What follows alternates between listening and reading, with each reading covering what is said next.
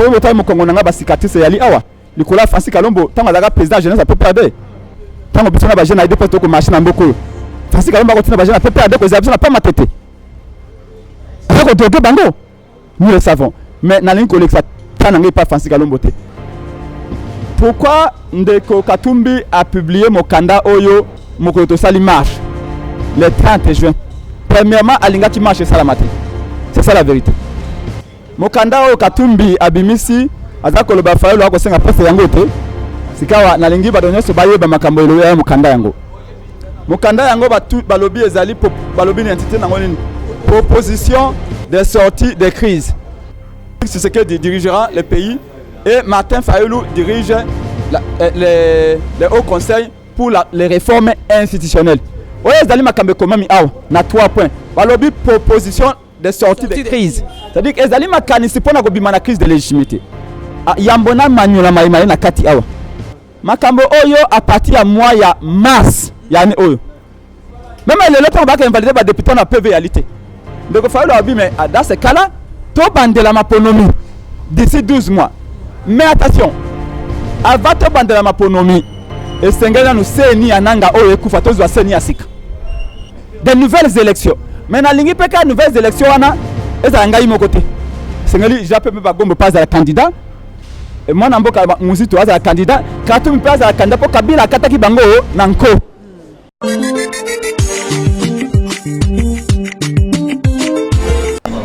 Alors, mbote na bino bande ko bolanda kabiso na Info Congo Masolo tozala kana pona bino ko pesa bino ba nouvelle to pe ba information ya bo solo à temps réel na Info Congo Masolo bo s'abonner tous sous ebele bande ko na biso ya ba mboka misika nyonso bazana minito branché bazolanda biso bo tikala toujours branché na Info Congo Masolo. Alors na yambi pona bino oyo azali moko ya bande ko na biso ya la muka PSD de ko na biso Prince Penge, n'est-ce pas? Bonjour de ko na biso. Bonjour madame. Boni. Toi madame. Après marche ya le 30 na ebité makambo eko bimali susu belé na lamuka pote to biete bo kanisa susu entre bino na bande ko na biso ya Moïse Katumbi bande ko na biso ensemble to ebité lelo yo lettre o ezali ko circuler na tweet ya bande ko na biso ya ensemble koloba ete lelo ba Bimis lettre honnête de konabiso Martin Fayoulou akomi koluka pouvoir na ndenge na ye na ndenge ya kobatama na ndenge ya mulili na habité bino ndenge na bino moko en tout cas bozali ko pesa liloba nini na peuple o bazolanda. Merci na occasion Pesingai. Mais je voudrais préciser un élément. Makamona koloba awa na ebeto yali journaliste monene o kata yangote. Pour to yebi mingi ba journaliste aya atando miko mo pesi point de vue na yo comme susu bakati yango mais nangi pena tuna yo motuna mituno yali ya yobi ya nwangai est-ce que lettre yango oyo lobi lettre benga ngo lettre oyo ke le kana internet o so moni yango biso sur internet mais oui comment on yali ko tanga te est-ce que tangi yango pe to tangi lettre Monsieur Martin Fayoulou a dit que créer les postes pour être diriger Martin Fayoulou a dit poste, c'est ça. A dit que poste président de la République. Ngai na ebité mama mboko to ngai mama na ngai asa bilanga. Pona ko tangisa ngai. Ngai na tangi na bilanga.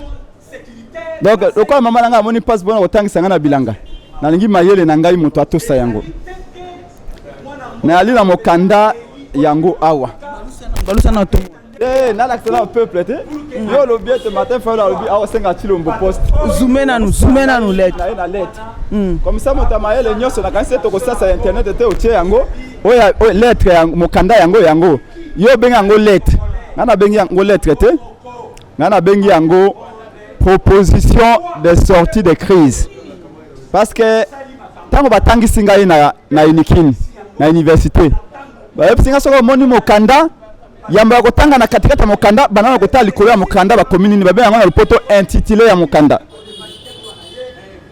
yango yo okozume mokanda yango mokanda o Katumbi abimisi azako lo ba Fayoulou akosenga pesa yango te sikawa na lingi badonyo so baye ba makambo elo ya mokanda yango mokanda yango balobi ezali balobi ni entité nango nini proposition de sortie de crise soki moto akosenga mokanda akomaka nini demande d'emploi te mama omoni esika wapi balobi awa mokanda oyo ezali akosenga mosala balobi proposition de sortie de crise lakisanga esika oyo batie babi proposition oyo batindela yango na Chilombo okolakisanga na mokanda oyo est-ce oyo ndo omonaki na internet oyo bia yango te yango oyo mais sika wapi bomoni esika balobi falo akosenga mosala na mokanda oyo mokanda yango oyo te yo lobi o tomoni mokanda yango Fayulu akosenga mosala na Chilombo mokanda yango oyo mokanda lobi proposition de sortie de crise po nalingi bino ba journaliste tango kopesa information ya malonga yango na toko kutana nawo te tango na monyo na lobi non na ko rater occasion tango bomoni mokanda yewana yo muto maile te okoza mokanda otangi mokanda balobi intitulé nango proposition de sortie de crise ya mibale mokanda ngo za combien mokanda ngo za na 3 points point ya liboso balobi bobe non 3 points ebuli na ba sous point point ya liboso ya mibale ya misato point ya liboso balobi 1 proposition de sortie de crise intitulée nango créer à l'issue des discussions à organiser entre les parties prenantes une institution dénommée au Conseil national des réformes institutionnelles. Cette institution se chargera de réformer, plutôt des réformes à opérer, notamment dans les domaines suivants. Babani ko cité ba domaine nango. Commission électorale indépendante, Cour constitutionnelle, armée, défense, sécurité, gouvernement, droits humains. Deuxième point, ya mokanda yango, ya président Fayulu. Organiser des nouvelles élections générales. Organiser des nouvelles élections générales. Présidentielles, législatives, nationales, provinciales, sénatoriales, les présidents des assemblées provinciales, les gouverneurs et vice-gouverneurs des provinces. Ces nouvelles élections seront ouvertes à tout le monde, y compris à Katumbi, y compris à Bemba, y compris à Mozito. Peut-être le bête, tant que balongoya ki Mozito, tant que balongoya ki Bemba, tant que balongoya ki Katumbi, ezali injuste. L'élection à Sika, oh, fallu que senga Sika, bi batonyo se faut participer. Est-ce que butana ko tangela wana, tobi makambo ya ko senga mosala na kati? Exactement. Fallu la continuer. Alors, pendant cette période de réforme, Monsieur Félix Tshilombo, Babengi est présidenté. Félix présidenté parce que hier, il a présidenté. Le lendemain, on a 2006.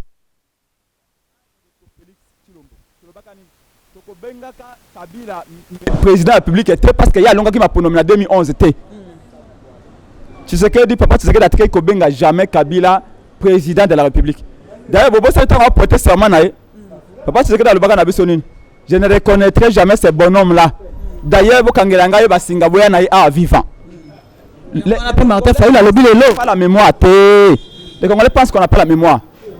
À lobby, troisième point, pendant cette période, c'est ce qui dirigera le pays et Martin Fayulu dirige les hauts conseils pour les réformes institutionnelles. Oye zali makambe komami awa na 3 points. Balobi proposition de sortie de crise. C'est-à-dire que ezali makanisi pona ko bima na crise de légitimité. Yambona manyola maimai na kati awa. Makambo oyo à partir ya mois ya mars yani oyo. Bokundowa babenga baona évêque batu ya église protestante ba babini. Monseigneur. Bokundowa ya église protestante au Congo, ECC. Après prestation à Sema Félix, dans des contestations, ça qui veut dire que baza okufa na pays, babengi mwana mboka Martin Fayulu. Mutalonga ki mapona babi ndoko Fayulu. Biso to ali banganga nzambe. Tokotika mboka ezikate. Tension ezali partout. To comme na mois ya mars. To continue na crise OET. Il faut que Lucas solution na mboka Fayulu. Fayulu akei na ECC. Ba caméra nyoso bino tu bozaki kuna. Na ECC moko bayambaka Fayulu. Voilà na mois mars. Tata mo konze kolo Martin Fayulu biboye. Ngai na lina deux propositions pour na kolonga na crise. Deux propositions. Proposition ya liboso. To recompter ba voix bato bayebaka eloko wana te ntango Fayulu akosenga bayekonte bavwana nayebi yango te. Proposition ya mibale to bandela maponomi. Est-ce que c'est le consika? Tant que le président Fayulu asenga qu'on réorganise les élections. Bato bayebaka yango te. Bokundo atuni abi mais ndeko Fayulu ko récompter ba voix ezali mode passe. Po ton dimité te nanga zana ba PV. Po ba sango bimaka nanga tumba ba PV. Même à cour constitutionnel azaki na ba PV te. Même les lettres ba ka invalider ba député na PV réalité. Donc Fayulu abi mais dans ce cas-là, to bandela maponomi d'ici 12 mois. Mais attention, avant to bandela maponomi, esengela no seni ananga oyo ekufa tozwa seni asika. Pour ce que to bandela maponomi kaka na nanga. Ce que to bandela maponomi kaka na cour constitutionnel wana Kabila. Po bango to baneli benga Kabila. Ata bo sali maponomi 1 milliard de fois. Volonté ya Kabila et que ça makaka. To longolaka bato na 2006 to tcha bato asika. Kabila tcha bato na imposer bato na ye. Na 2011 Kabila a imposé bato na ye na seni pour na cour constitutionnelle. Donc que na 2018 président ya cour constitutionnelle ali na libenga Kabila. Nanga ali na benga Kabila. Mais to ko senga maponomi ya sika. Be élection anticipée. Ce qui doit se faire encore na la même personne wana to ko finir toujours na même résultat. Balobi les mêmes causes et produisent les mêmes effets. Na ko suka botu nango pokata makanisi. Yango tata mo konzi ekolo matin fa lobaki. Le kola bolobi te ko récolter ba voix difficile. On organise les élections anticipées. Des nouvelles élections. Mais na lingi peka nouvelles élections wana eza ngai mo côté. Sengali jappe me ba gombo pas à la candidat. Et moi namboka muzito aza candidat, Katumbi pas à candidat pour Kabila kataki bango nanko. Est-ce que Fayulu asali mabe? Asali mabe. Sikawa alobi na bango bayambie na epa bokundo ya SCC ayoki. Bato ya catholique pe ba monie apesi bango proposition de sortie de crise. Akena meeting ya njili alobi yango abi bandeko biso vérité des îles kaka. Pona kolongwa na crise de légitimité o donc quand même vérité des îles c'est ya lisemi balé. To récolter ba voix. Mais ce qui va pas récolter ma voix, to organiser des élections à Sika d'ici 12 mois. Bato banso bayebaki yango. Mais pour na ko kene pas ambassadeur. OK na mon côté. Et c'est que ça likasa. Parce que tant OK comme na ambassade, le ko to mona ki na poto, boko mona photo moko bo azali madame Bazaiba, azali. Papa belo ko tout madame Bazaiba ba travailler na bango. Lumbi ko le ko Katumbi azana poto, Lumbi. Oya azaki président campagne ya Yama Mboka Martin Fayulu oya azali pe président ya nini vice président je crois ensemble ya Katumbi azalaki pe makambo oyo nyoso ba leader tu la muka ba yebiango madame Bazaiba kandango te au suite te ote mukanda na suite te ça c'est mukanda yango et sina signature ya Mwana Mboka Martin Fayulu. Alors bato baso ba leader tu la muka ba yebiango mais pona nini Martin Fayulu a signé yango yemoko mais ezali simple parce que yenda azaki président eli soki tango kenena na Senko. Pourquoi Bachaki Papa Tshisekedi devant Batonyos opposant Nyos? C'est parce que Yom Talongo a pronommé en 2011. Yendom Taza interlocuteur direct à Kabila. Yango Mwana Mboka Martin Fayulu pona otika mukanda na ambassade tout ça, le kola liboso tanga banda okende. Zaki akolo bango na ba meeting. Alobi na SSA apesi bango mukanda. Akepe pa ba ambassadeur apesi bango mukanda abi. Balobi ete Fayulu azar radical to. Fayulu azar radical. Azar le kola Tshisekedi yeso alobi etikali i. Alobi pona kolaksa bino bonne volonté na ngai. Proposition sortie de crise nangai yango apesa yango pa ambassadeur tout Katumbi ayebi Mwana Mboka jape bemba gombo esika to loba ayebi yango madame bango tu bayebi yango bon comment boyi ko loba ete mokanda oyo ezali mokanda batindeli na Chilombo est-ce que l'être batindaka la moto ya la kaboy et puis parlons sincère parlons vrai ngai ndeko na ngai na ko loba na yo moto akosomba ngai ya lité nzala tokufa totani université wala 6 ans tokolia madame parce que eloko nini muto na kufa nzala tena banga kaepe akufa nzala muto akufa nzala ko banga sunzala. On doit toute la vérité à notre peuple. Pourquoi Ndeko Katumbi a publié Mokanda Oyo Mokoto Sali marche le 30 juin? Premièrement alingaki marche salamate. C'est ça la vérité.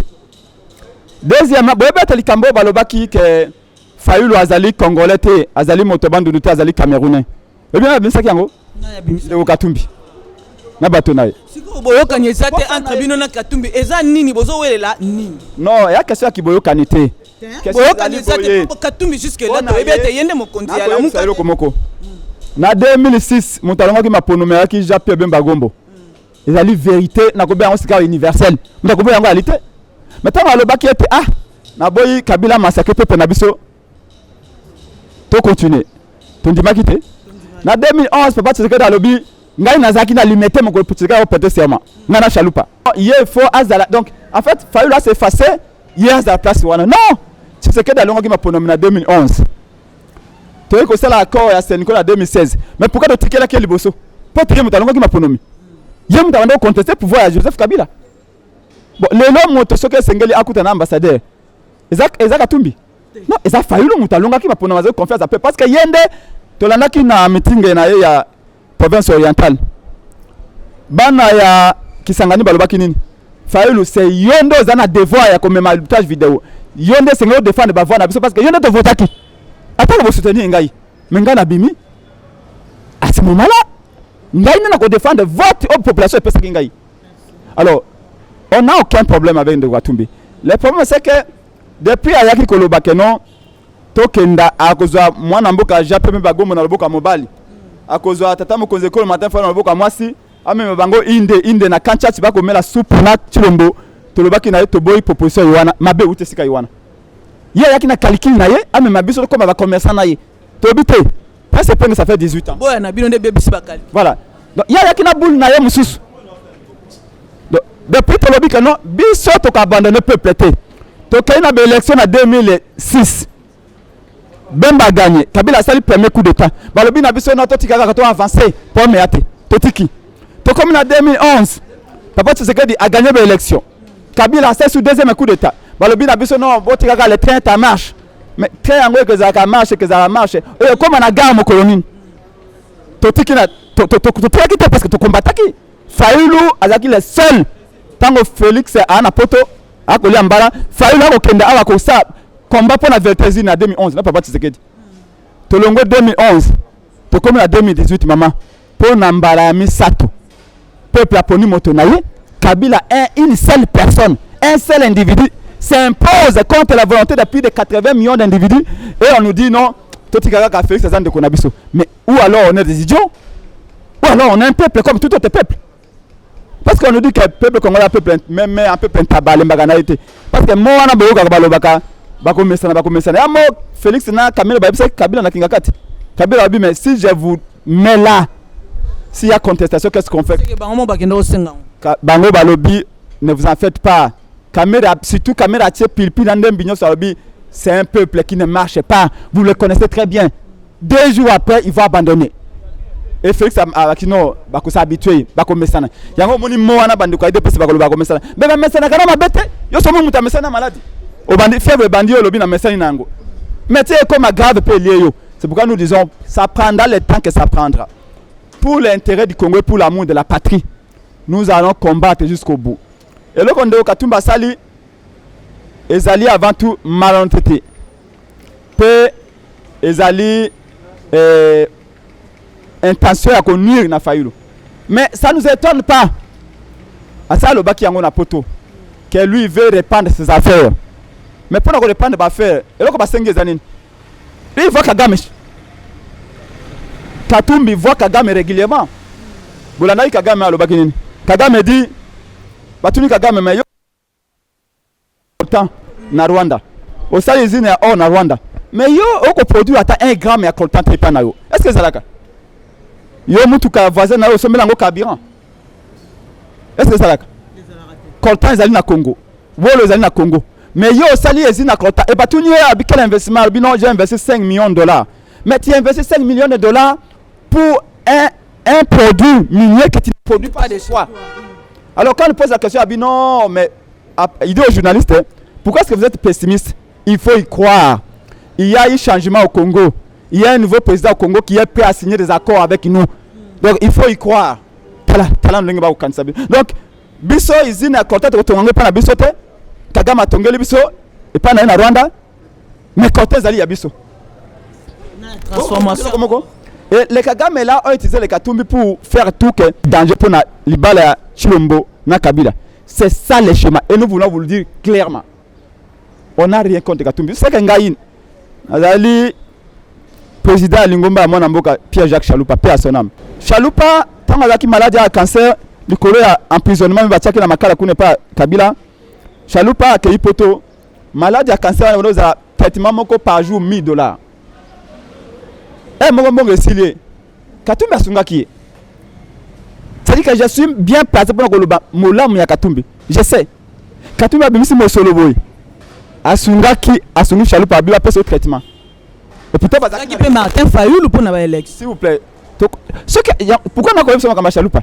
Nazali Montalingoma Martin Fayoulou. Nazali fanatique na été. Tozali ba allié naye. Ceux qui tozali naye c'est parce que tout le monde qui moto Nazali.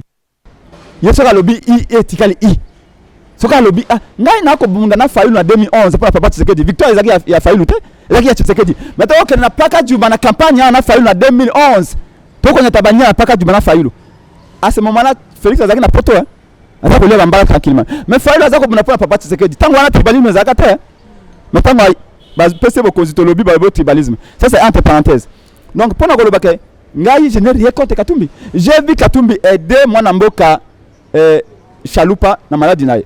Mais Chaloupa azaki aider pas bato belé. Même mon amboka Martin Fayoulou bimisa kimbo on ali benga pisa ka bi Chaloupa au bundi pour na bitumba au côté na prison en 2011 pour na ba panneau publicitaire na ya yo opesa ki na papa Tshisekedi. Ne Kabila tiaki na prison. Maladie on na prison tia côté na sama belé. Pourquoi na rappeler le Koana? Pour na kolobaka c'est pas au kolobo pense penga na motema likundu. Bato ba politique mensonge. Ce que ba le ça politique ça ka kokosa. Biso nouvelle génération to na polele motaye ça en réalité. Nana mosala na ngai na tangi kelas. Nana kana ngai nana besoin ba million te. Papa nanga za ba million te. Tant que na lipanda to lipanda na 60. Nana papa na tika $2 millions. Les belés va s'enrichir na mbongo ya mbongo à l'état na mboko. Mais c'est ça c'est pas le débat. Maintenant parlons de l'intention de Katumbi. Intention zali ya konu. Katumbi basali yango toyebaki mais président ba communicateur tu à la muka boza ba communicateur na ngati ba communicateur à la muka. Ne répondez pas à ça. On répond un imbécile par le silence. Balobi ngana Camerounais. Laissez-les. Le ko la masse na Camerounaise, babi ngana Camerounais. Botika bango, peuple na biso alizo baté. Totikaki. Kaka bango balobi hôtel Fayoulou wana ezali eto et tout ça. Totiki. Baye ko ya awa na likambo oyo. Mais likambo oyo toko tia yango parce que botala likambo ko. Tango ba invitaka président Fayoulou kaka mokolo wana pona ke tout fait actualité pour peuple ezaki na moto. Mboko mbatu bako lobelango Fayoulou so bokangie ekeinda. Kaka mokolo wana de Katumbi asali point de bino bango na kozonga na mboka na kosala. Pona ke tout fait actualité 30 juin. Hier signaki pe mokanda ya marche le 30 juin. Mais mokolo biso bako beta biso masasa na Kingasani kuna Katumbi bako tala match na stade na Égypte. Est-ce que vous comprenez quelque chose? Pour un responsable qui appelle et dit le peuple doit revendiquer ses droits et les jours où nous sommes en train de marcher, toi tu préfères aller regarder un match de football en Égypte. Laissez-moi parler parce que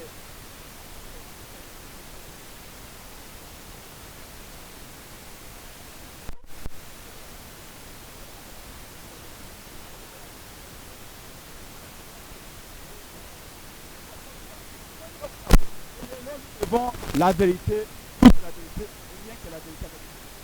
La manière dont le Katumbi est belé, c'est pas que le président Fayoulou, parce que le président Fayoulou, balinga kinde, faut que tu pas naïe.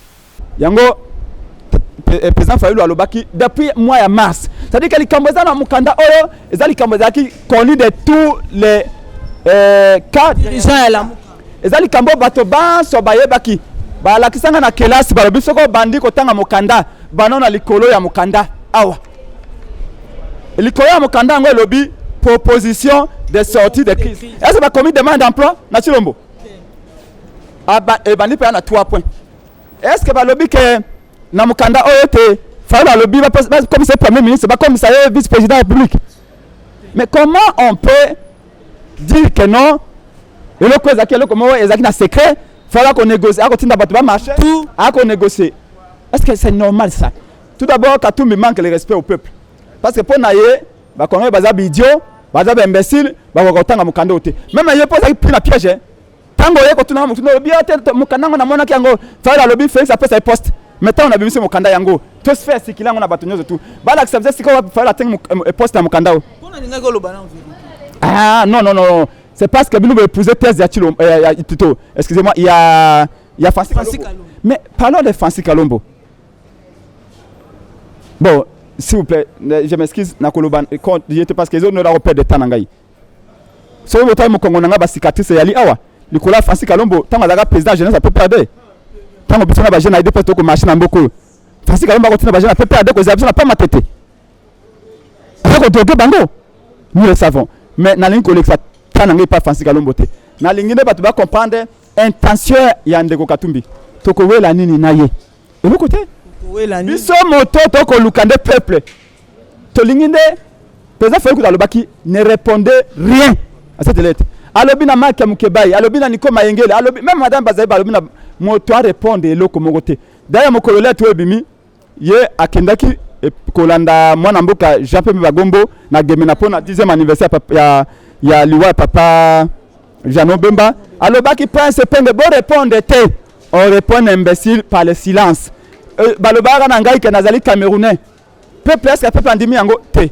Balobaki na ngai bo bato babandi makambo bolandaki moyambo de pa ya Kabila na butu te Mandela babutezi ba combattre te moto nyonso peuple la simana ye on va la compter n'importe quoi mais biso to bina président faire le pardon président ça dans une minute to l'accès peuple lettre parce que bato comme on internet ba mona lettre oh Fancy Kalombo a publié ba mona yango kaka internet te ba mona yango batanga ba l'accès biso esiko Fayulu a ko senga mosala et Chilombo.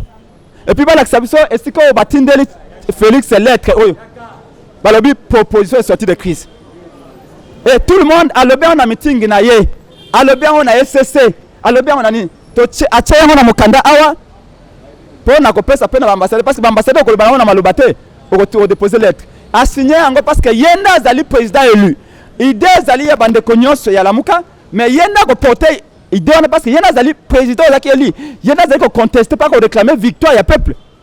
Alors quoi d'anormal, quoi de étonnant pour na Kalombo aloba oh tout ça mais revenons un peu sur Ndeko Katumbi lettre ya marche oh to tindaki na hôtel de ville lettre ya marche tindaki na hôtel de ville yé pas azali signataire non mais pas ni mokolo ya marche yé azali ko tala match na stade azaka applaudi bespoir gardien na stade.